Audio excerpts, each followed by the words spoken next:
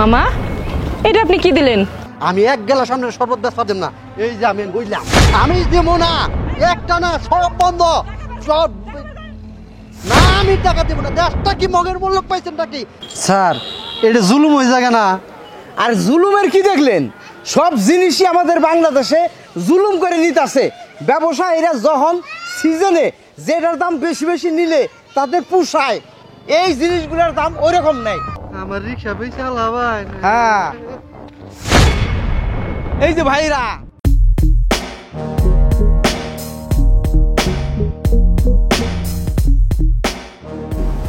আরে শরবতের দোকান, এক গ্লাস শরবত খাইয়া ওই যে আগে ঠান্ডা করি, তারপর গাড়ি চালাম। এক গ্লাস শরবত দিনছে আমারে। শরবত খাবেন? আচ্ছা একটু দাঁড়ান, আমি দিচ্ছি।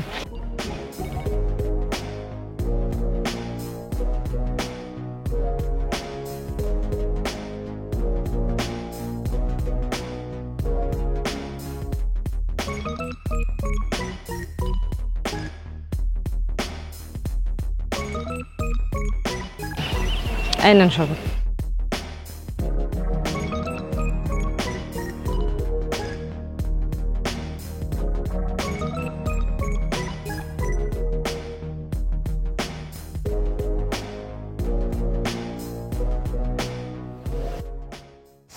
মামা, এটা আপনি কি দিলেন? কে? শরবতের দাম দিলাম 10 টাকা। আপনার কি মনে হলো আপনি 10 টাকা শরবত খাইছেন? বর্তমান বাজারের দাম কত আপনি জানেন না? বাজার বর্তমান গরম, সবকিছুর দাম বেশি। বুঝতে পারছি, এই নেন।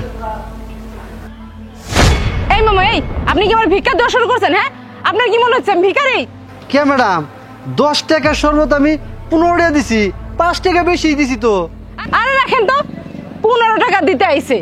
আজকাল ভিক্ষুকরাও তো 50 টাকা নিচে দিলে নিতে চায় না। তাইলে ম্যাডাম কয় টাকা? গিলাস প্রতি 500 টাকা। কি? এই মিয়া, এই কানে শুনেন নাই? 500 টাকা, 500 টাকা। 500 টাকা? জি। দেশটা কি মগের মূলক পাইছেন? একটুকুনি লবণ দিছেন, আর কি দিছেন? রঙই দিছেন নাকি? তার দাম 500 টাকা? হ্যাঁ, এই মুখ সামলে কথা বলবেন। আপনার তো দেখছি কোনো ধারণাই নাই। লেবুর দাম কত জানেন? চিনির দাম কত জানেন? ট্যাংয়ের দাম কত জানেন? আপনি তো মনে হয় কোনোদিন শরবতই খান নাই, এই জন্য তো কোনো ধারণা নাই। ভালো মতো বলতেছি, 500 টাকার নিচে যদি 1 টাকা কম হয় তাহলে কিন্তু আমি নেব না। আর না হলে আমার শরবত দেন। তাই বলে ম্যাডাম এক গ্লাস শরবতের দাম 500 টাকা? এক গ্লাস শরবতের দাম একদম 500 টাকা, 1 টাকা কম হবে না। এক গ্লাস শরবতের দাম 500 টাকা? ওটা কি আমার কইছেন? এই মিয়া, আপনি কি খাওয়ার আগে আমার জিজ্ঞেস করছেন? আই সেই তো বলছেন মামা 1 গ্লাস শরবত দেন। খাওয়া শেষ, এখন টাকা নিয়ে তাল ভাড়া শুরু করছেন। টাকা বের করেন।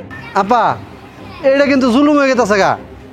আমি একজন সামান্য রিক্সাওয়ালা, 500 টাকা আমি কই থেকে দিব?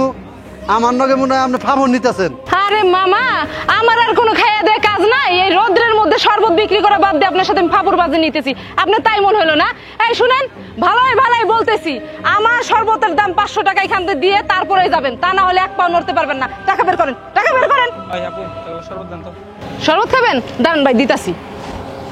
আপনি এখানে দাঁড়ায় থাকবেন, 1 পাও নড়বেন না।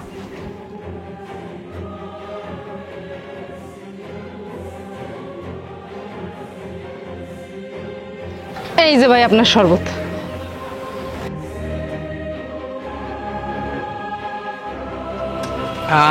সেই স্বাদ, খায়া পরানটা একবার ঠান্ডা হয়ে গেল গা। এই ধরেন আপু, আসি তাহলে। হ্যাঁ আচ্ছা ভাই, আচ্ছা, আবার আসেন ভাই। এই যে দেখছেন, ভালো করে চাইয়া দেখেন, চকচকা 500 টাকা নোট। আর আপনি হুদাই আমার লগে এতক্ষণ ক্যাসাল করলেন, আর ওদের বলতেও হলো না। ওরা আগে থেকেই দাম জানে যে 1 গ্লাস শরবতের দাম 500 টাকা। ভালো ভালো টাকা দেন, টাকা বের করেন। যত কথাই কন, 15 টাকা দিছি না, আর 1 টাকাও আমি দিব না। আপনি তো আচ্ছা লোক দেখতেছি, 1 ঘন্টা ধরে দাঁড়াই আছেন, টাকা চাইছি তারপর টাকা দিতেছে না। এই ভালো মতো বলতেছি, আপনি যদি টাকা না দেন, আপনি রিক্সা নিয়ে কিন্তু এখান থেকে 1 পা নড়তে পারবেন না। আপনি যদি টাকা না দেন, আমি কিন্তু আপনার এখানে বাইন্ধে রাখতে বাধ্য হবো। কি কইলেন? আমারে বাইন্দা রাখ পাই? হ্যাঁ, 1 গ্লাস শরবত খাওয়াই আমারে 500 টাকা চাইতাছুন। আমি 1 গ্লাস সামনে শরবত বেচা দেব না। এই যে আমি বুঝলাম, আমি দেব না, একটা না সব বন্ধ, সব না, আমি টাকা দেব না। দেশটা কি মগের মূল্য পাইছেন নাকি? আমি শরবত বেচবার দিব না, দিব না, দিব না। যেটা কইছি ওইটাই হবো। কোনো কাস্টমার না আমার দেব না। উড়েন উড়েন আরে দেখেন চাচা, এই যে এই মহিলা এক গেলাস শরবত খাওয়াইয়া টাকা চাইতেছে 500। দেশটা কি মগের মুলুক পাইছে নাকি? আরে ঠিকই তো কইছে, এক গ্লাস শরবতের দাম 500 টাকা। এইটা কি কইলেন?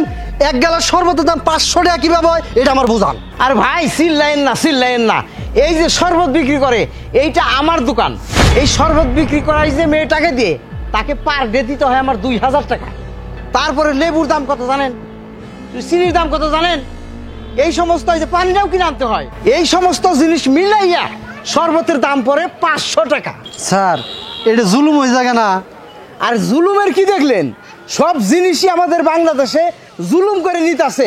ব্যবসায়ীরা যখন সিজনে যেটার দাম বেশি বেশি নিলে তাদের পোষায়, এই জিনিসগুলোর দাম ওইরকম নেই।